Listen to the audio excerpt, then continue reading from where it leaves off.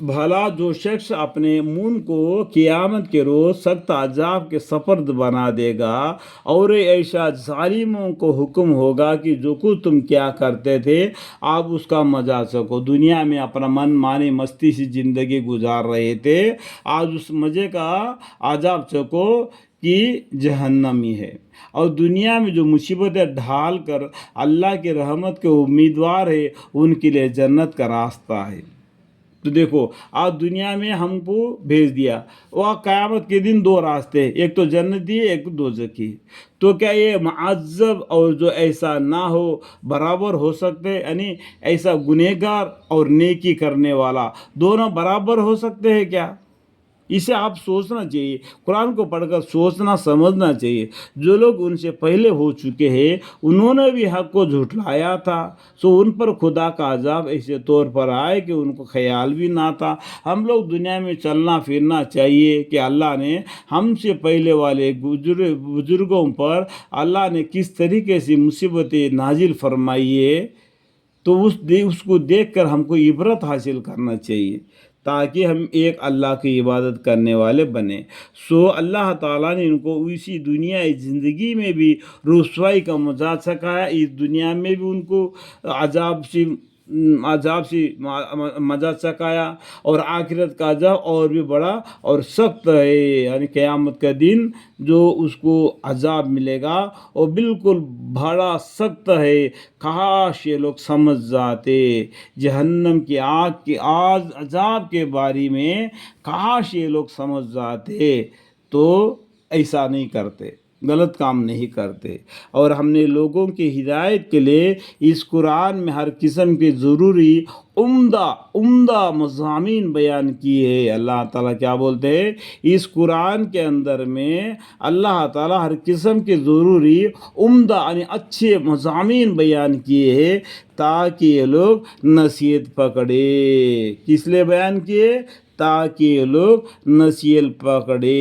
یتذکرون، جس کی کیفیت یہ ہے کہ وہ عربی قرآن ہے، یہ قرآن عربی میں لکھا ہوا ہے جس میں ذرا کچھ ہی نہیں، بالکل صحیح ہے، اور اس کا ایک حرف بھی جھٹلانے کے لائق نہیں، اور تاکہ یہ لوگ ڈرے، تاکہ یہ لوگ اس قرآن کے ذریعے سے اللہ سے ڈرے۔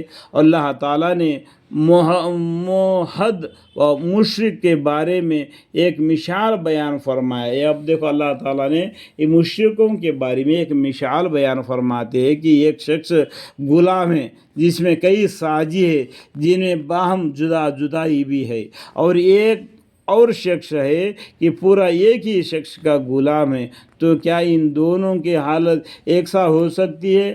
اس کے پیچھے دبی ہوئی معنی کا سمجھ کیا آتا ہے بولا تو 360 بتوں کو عبادت کرنے والا اور ایک اللہ کو عبادت کرنے والا، کیا دونوں برابر ہے؟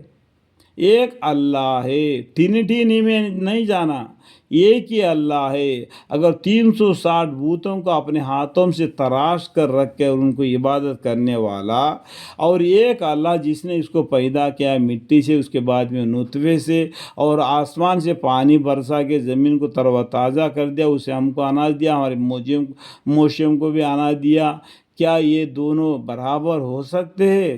ایک اللہ کو عبادت کرنے والا اور 360 بتوں کو عبادت کرنے والا کوئی برابر ہو سکتے ہیں؟ دیکھو ہر ایک آدمی کا سوچ سمجھنے کا ایک اندازہ ہوتا ہے، اس سے میرا سوچ سمجھ سے میں نے یہ بیان اس طریقے سے کیا۔ اللہ میرا غلطی ہوگا تو مجھے معاف فرمائے، الحمدللہ۔ بلکہ قبول تو کیا، ان میں اکثر سمجھتے بھی نہیں۔ آپ کو بھی مرنا ہے اور ان کو بھی مرنا ہے، مرنا ہر ایک کو ہے۔ وما خلقت الجن والانس الا لیعبدون۔ اس کے بعد میں بتاتا ہے کل من علیہا فانی ویبقی وجہ ربک ذو الجلال والاکرام۔ اور جگہ پر بھی لکھا ہوا ہے ہر انسان کو موت کا مزہ چکھنا ہے، اور موت کا مزہ چکھ کے برزخ میں جانا ہے، برزخ کے بعد میں آخرت میں آگے حساب کتاب دے کے جزا اور سزا کو پانا ہے۔ بھی نہیں. آپ کو بھی مرنا ہے اور ان کو بھی مرنا ہے. پھر قیامت کے روز تم مقدمات اپنے رب کے سامنے پیش کرو گے. دیکھو ایک ہی مرتبہ کی زندگی ہے. مرنے کے بعد میں جو نام اعمال ہے وہ لے کے اللہ کے سامنے پیش ہوگے. اس وقت عمل فیصلہ ہو جائے گا. اس وقت جس طریقے سے تو عمل کر رہا تھا اسی طریقے سے تم کو اعمال کا فیصلہ مل جائے گا. جزا اور سزا.